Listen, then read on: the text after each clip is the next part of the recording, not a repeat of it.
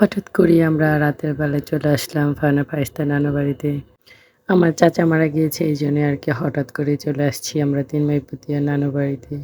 আগে গিয়েছিলাম আমার চাচার বাড়িতে, এখান থেকে আরকি ওনার লাশটা দেখে তারপরে বাসায় আমি আর ফারহান চলে আসছিলাম। ওর নানি আরকি ফারিস্তাকে নিয়ে আবার ওই বাড়িতে গিয়েছিল। আর এসেই দেখি সোফার উপরে আমাদের ছোট, ছোট ৩ টা বিড়াল বাচ্চা। আমাদের বাসায় আরকি একটা বিলাই ৩ টা বাচ্চা উঠিয়েছে। ফারহানের মামি সেই বিড়াল বাচ্চাগুলো আরকি যত্ন সহকারে আমাদের সোফার উপরে শোয়ায় রাখে। আমাদের বাসায় আসছে তারপরে থেকে ওর মামি আরকি খাওয়া-দাওয়া করায়, এই সোফার উপরে আরকি শুয়ে থাকে ৩ টা বিড়ালের বাচ্চা। ওর মাও থাকে সাথে, সাথে। আর ফার্ন ফাইসটা তো দেখে অনেক খুশি হয়েছে। এই তো সকালবেলা ঘুম থেকে উঠে দেখি অনেক শীত আমাদের বাড়িতে। কারণ আমাদের বাসাটা নদীর সাইডে, তো এইজন্য অনেক ঠান্ডা পড়তেছে। আর ঘুম থেকে উঠে এই বিলাইটা দেখে আমাদের বারান্দার উপরে বসে আছে। আর ফারহান বাইরে দিয়ে আরকি ঘোরাফেরা করতেছে। সবাই দেখি উঠান ঝাড়ু দিয়ে একদম পরিষ্কার করে রেখেছি। আর ফারহান ওরা ধরা আরকি দৌড় পাড়তেছে আর খেলা করতেছে। আমরা সবাই আরকি আসছিলাম মরা দেখতে। চাচাতো বোন, আপন বোন সবাই, ফুপুরা সবাই আসছিল। ওইখানে আমার চাচাতো বোনরা আরকি এসে সকালবেলা কাজে লেগে পড়েছে। তারা মরা দেখে এসে রাতের বেলা আরকি রসুন ভেঙে রেখেছিল। এখন আরকি ঝেড়ে পরিষ্কার করে দিচ্ছে।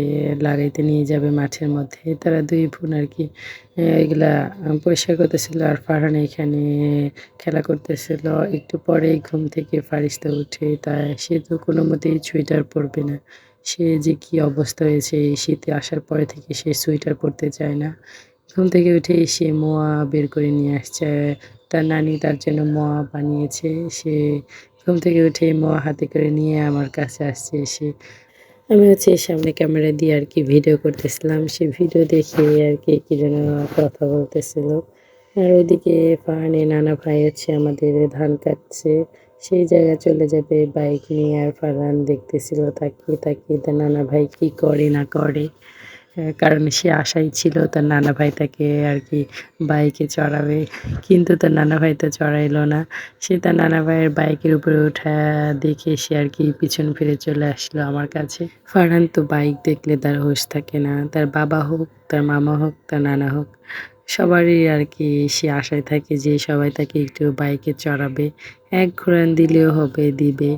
ওইদিকে ফারিস্তা তার নানির কোলের উপরে বসে আছে। আর ফারহান তার নানা ভাই আবার হোন্ডা স্টার্ট দেওয়া দেখে সে আবার এগিয়ে গিয়েছে যে সত্যি, সত্যি যদি আমার নানা একটু চড়ায়। কিন্তু তার নানা ভাইয়ের অনেক তাড়া ছিল আরকি। আমাদের বাসায় কামলা রেখেছে ধান কাটার জন্য, তারা অপেক্ষা করতেছিল। তাদের নিয়ে যাবে, দেরি হয়ে যাচ্ছে। এইজন্য তাকে আরকি চড়ায় নাই। তাছাড়া এমনি সময়ে ফারহান ফারিস্তাকে চড়ায়। আমার ছেলেটার মনটা খারাপ হয়ে গিয়েছিল। কারণ তার নানা ভাই চড়ায় নাই। সে কিভাবে তাকিয়ে আছে তার নানা চলে গিয়েছে বলে।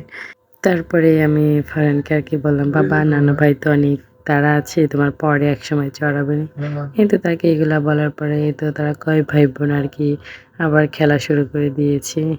দেখতে, দেখতে শীতকালও চলে আসলো আর ঠান্ডাটাও অনেকটাই পড়তেছে এখন। শীতের সময় বাচ্চা-কাচ্চা নিয়ে অনেক কষ্ট হয়। তারা সারাক্ষণই বাইরে থাকতে চায়। আর বাইরে থাকলে ঠান্ডা, জ্বর লেগেই থাকে, সারতেই চায় না। এদিকে ফারহান ফারিস্তা লাঠি নিয়ে খেলা করতেছিল। ফারিস্তা পড়ে গিয়ে কান্না করতেছিল। এইদিকে তার নানি আমাদের হাঁসের বাচ্চা আরকি ফুটাইছে। সেগুলা বের করেছে। ২ ভাই বোন পাগল হয়ে গিয়েছে সেইগুলা ধরার জন্য। কারণ ওরা ধরলে পরে এমন জোরে গলা পিছে টিপ দেয়, মনে হয় আরকি মেরেই ফেলবে। আর আম্মুকে বলতেছিলাম, "এইখানে বের করলা কেন? অন্য কোথায় রেখে আসো। ওরা এখানে রাখলে ওরা মেরে ফেলবে।" তারা ২ ভাই বোন ধরতে না পেরেই তো কান্না শুরু করে দিয়েছে। তারা ধরতে যাচ্ছিল আর আমি আটকে দিচ্ছিলাম। এই তো ২ ভাই বোন অনেক কান্না করতেছিল। তারপরে আমার আম্মু আরকি অন্য এক জায়গায় রেখে আসছিল বাচ্চাগুলা। ওদের হাতের নাগালে রাখলে ওরা মেরেই ফেলবে। তারপরে অন্য আরকি এক জায়গায় রেখে দিয়েছিল। কখন যে কার মৃত্যু হবে কেউ বলতে পারবে না। হঠাৎ করেই শুনলাম আর হঠাৎ করেই চলে আসলাম। ভিডিওটা কেমন লাগলো সবাই কমেন্টে জানাবেন। আর ফার্ন ফ্রাইসদের জন্য দোয়া করবেন। এই শীতের মধ্যে তারা যেন একটু ভালো থাকে, সুস্থ থাকে। সব বাচ্চারাই সুস্থ থাকুক দোয়া করি। আল্লাহ হাফেজ।